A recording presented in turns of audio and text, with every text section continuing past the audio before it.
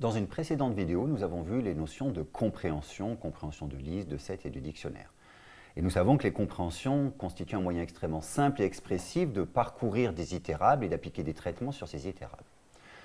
Ces compréhensions ont cependant un inconvénient majeur, c'est qu'elles créent des structures de données temporaires. Donc une compréhension de liste va créer une liste temporaire. Or, si par exemple on veut juste calculer au final uniquement la somme des éléments calculés de cette compréhension, on a créé une liste pour rien.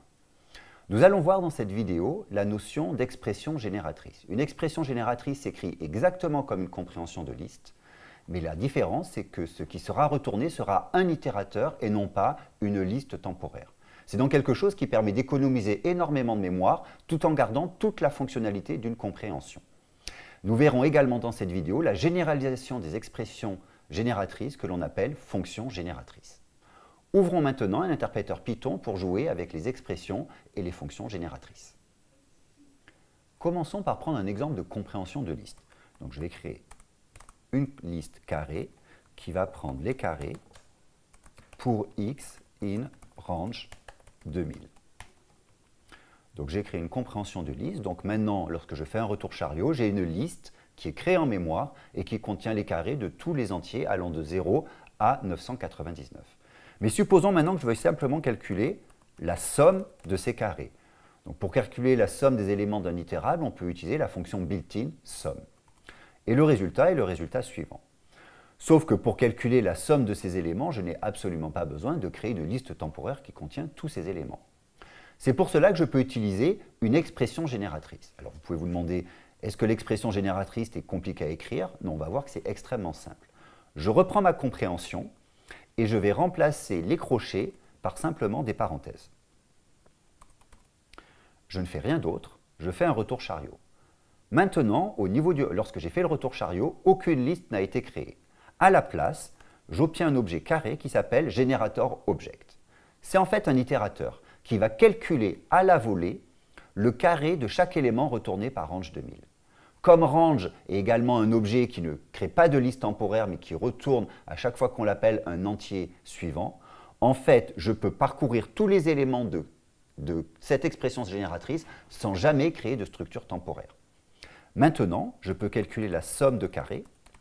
On va voir que je vais obtenir le même résultat qu'avec la liste, mais la grande différence, c'est que je n'ai pas créé de liste temporaire. J'insiste sur le fait que cette expression génératrice est un itérateur.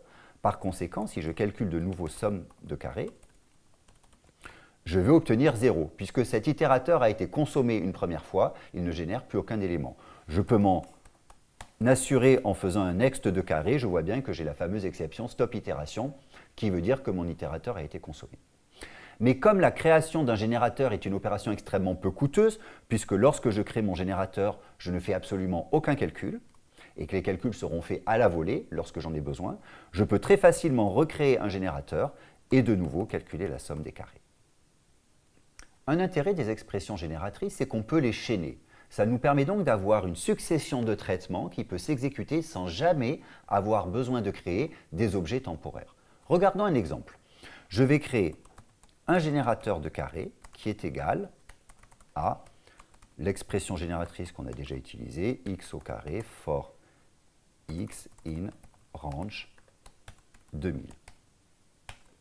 Donc là, j'ai mon générateur qui génère les carrés. Et ensuite, je vais créer un deuxième générateur que je vais appeler palindrome. Alors, qu'est-ce qu'un palindrome? Un palindrome, pour un nombre, c'est un nombre qu'on peut lire de gauche à droite ou de droite à gauche. Par exemple, 121 est un palindrome. Qu'on le lise de gauche à droite ou de droite à gauche, ça fait toujours 121.